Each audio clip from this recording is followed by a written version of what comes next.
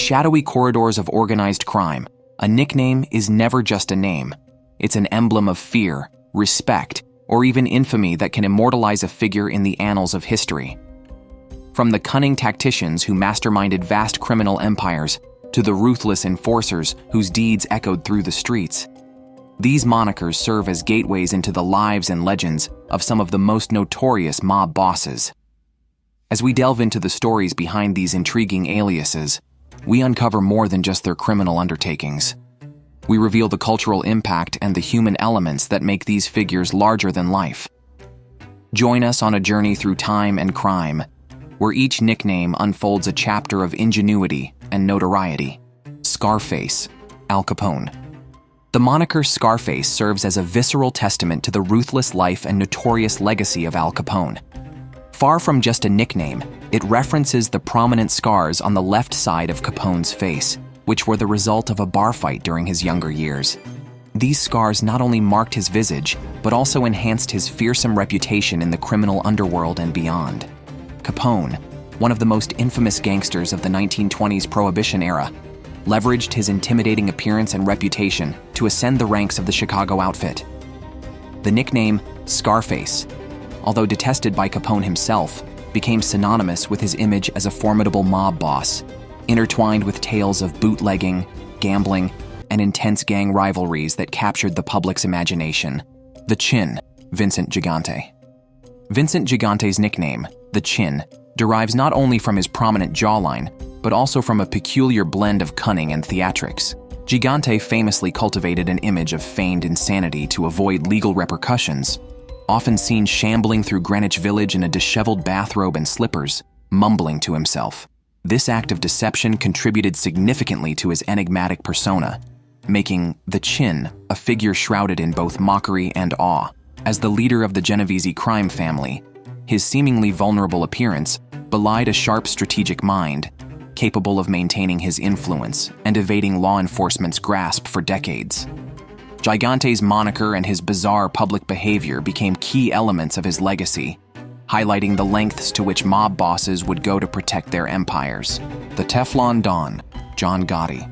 John Gotti, flamboyantly known as the Teflon Don, epitomized the untouchable mob boss persona during the 1980s.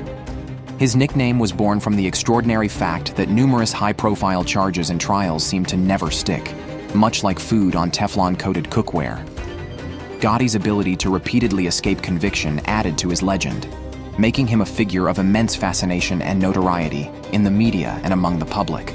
As the head of the Gambino crime family, Gotti's flashy lifestyle and charismatic leadership contrasted sharply with the outcomes of his trials, where juries frequently acquitted him, often amid suspicions of jury tampering and intimidation. The Teflon Don thus became emblematic of Gotti's era, symbolizing both his legal invincibility and the brazen, public-facing nature of his reign over New York's underworld. The Prime Minister of the Underworld, Frank Costello. Frank Costello, christened the Prime Minister of the Underworld, wielded his influence much like a seasoned politician, skillfully navigating the complex web of the mafia's relations with legitimate society. His moniker reflects his role as not just a mob boss, but a cunning intermediary between the underworld and the upper world, especially in political circles. Costello's ability to broker deals, manage vast illegal enterprises, and maintain connections with influential politicians and business leaders solidified his reputation.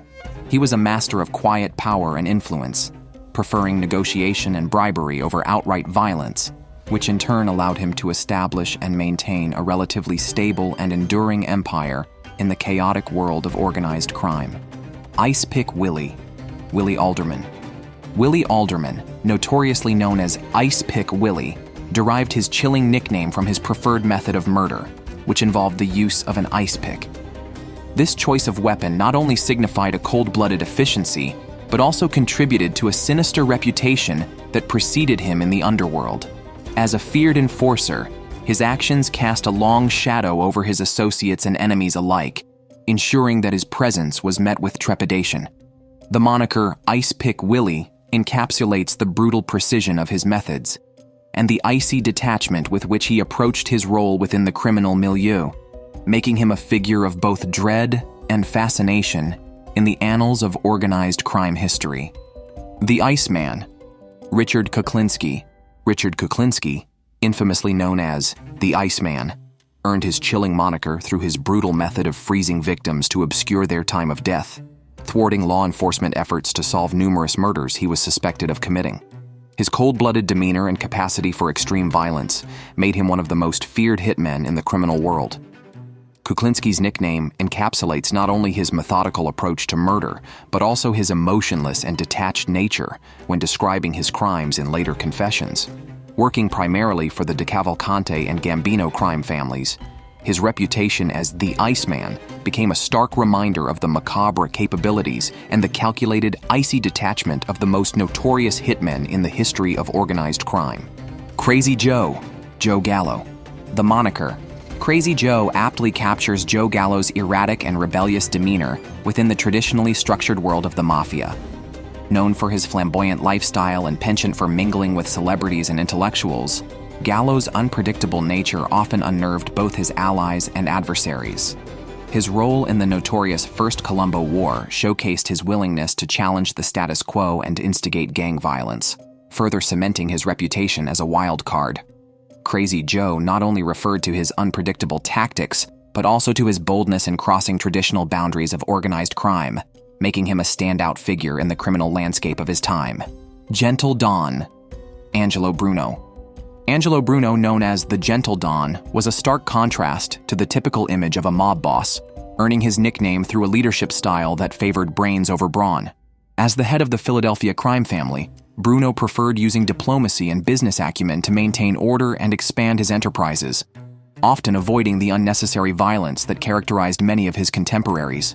His approach not only made him a respected figure within the mafia, but also allowed for a period of relative peace and profitability in Philadelphia's underworld. Bruno's Gentle Don persona highlighted a different facet of mob leadership, focusing on sustainability and quiet efficiency rather than overt displays of power and brutality.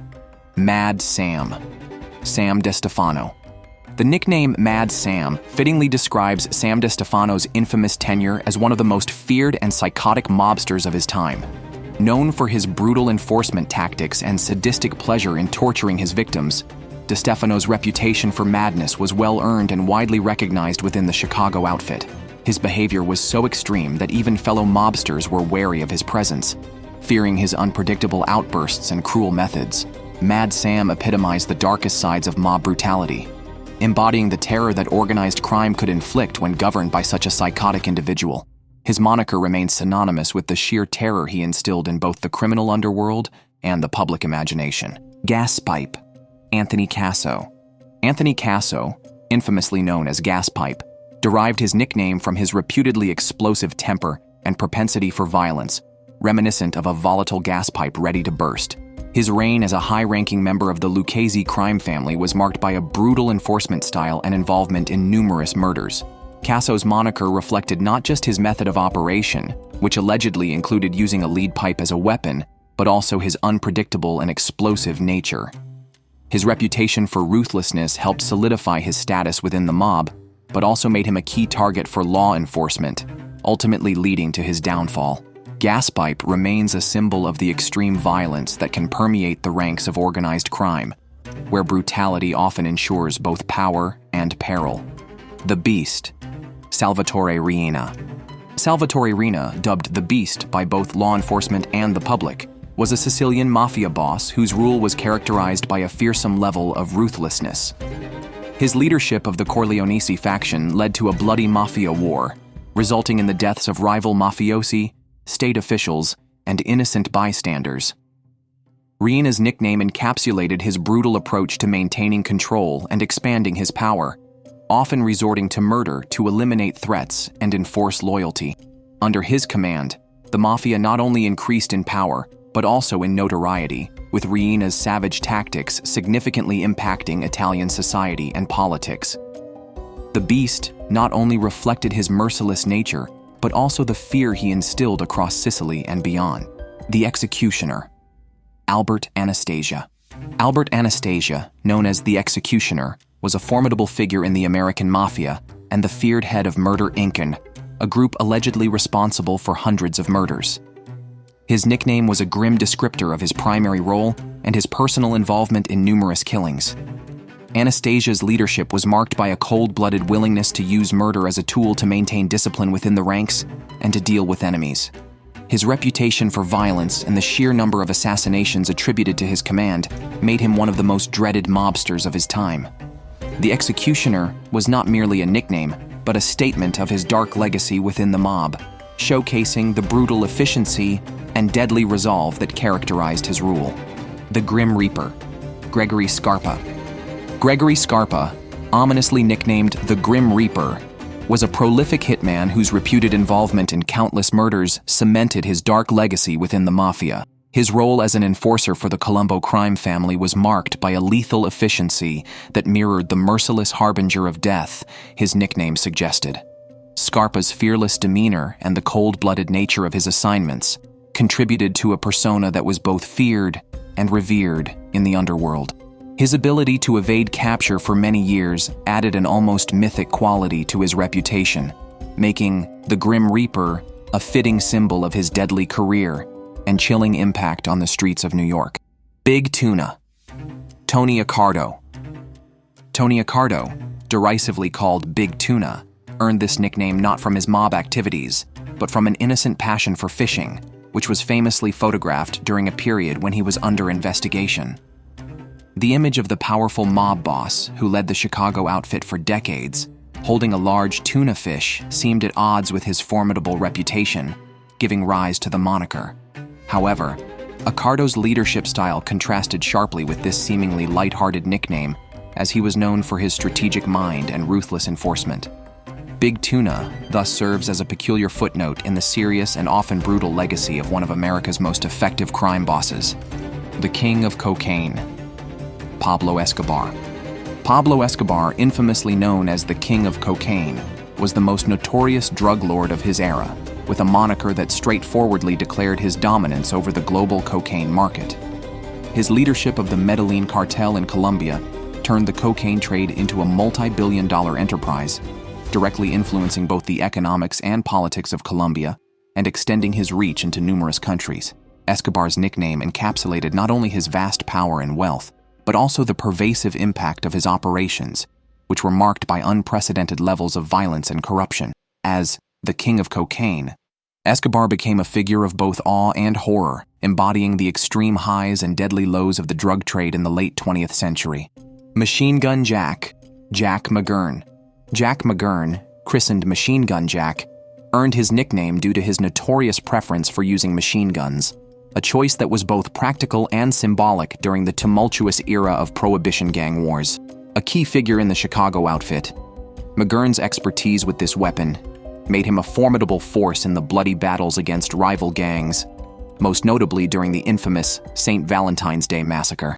His moniker not only reflected his weapon of choice, but also his reputation as a relentless and efficient hitman, whose very name evoked images of the Roaring Twenties gangland shootouts, forever linking him to the violent history of American organized crime. The Enforcer, Frank Nitti.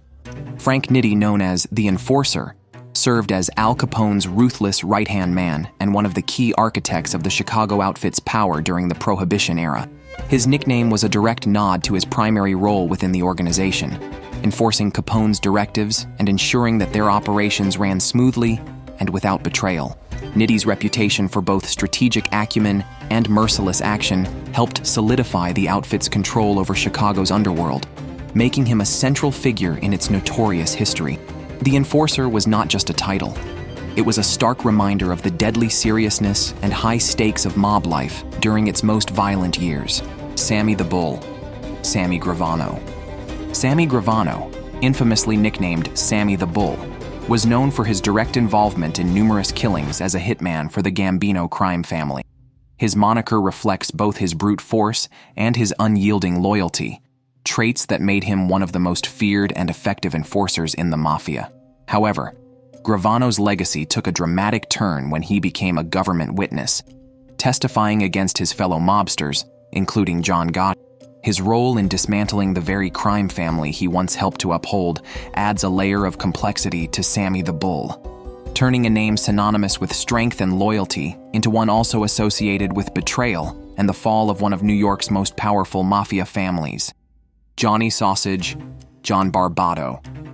John Barbato, whimsically nicknamed Johnny Sausage, carries a moniker with a distinctly culinary twist that belies the seriousness of his mob affiliations. While the origins of such a nickname might seem light-hearted, perhaps deriving from a fondness for sausage or an anecdote lost to time, it certainly provided a stark contrast to the violent realities of mob life. This unique nickname served to somewhat humanize Barbato within the public's eye, presenting a touch of humor and relatability amidst the typically ominous and grim epithets associated with organized crime figures. Yet despite the playful undertone of his nickname, Johnny Sausage remained a respected and influential figure within the criminal underworld. The Butcher, Tommy Patera. Tommy Patera, chillingly known as The Butcher, earned his nickname from his grisly method of disposing of his victims. A reputed hitman for the Bonanno crime family, Patera's background in martial arts and his fascination with dissection made him exceptionally skilled in this macabre practice. His ability to meticulously dismember bodies not only made him a feared figure within the mafia, but also hindered law enforcement efforts to link him to his crimes. The nickname, The Butcher, encapsulates the brutal efficiency and cold-blooded nature of Patera's role within the mob, marking him as one of the most sinister and formidable enforcers in the history of organized crime. As our exploration of these colorful and menacing nicknames concludes, we are reminded that behind each moniker lies a complex tale of ambition, power, and survival within the ruthless world of organized crime. These names, often bestowed with a mix of fear, admiration, and sometimes even humor, encapsulate the multifaceted personas of the men who once ruled the underworld. They remind us of a bygone era when the lines between legend and reality were blurred by the deeds of these formidable figures. Whether seen as villains or anti-heroes, their stories continue to captivate and provide insight into the dark tapestry of criminal history, leaving an indelible mark on both society and the collective imagination.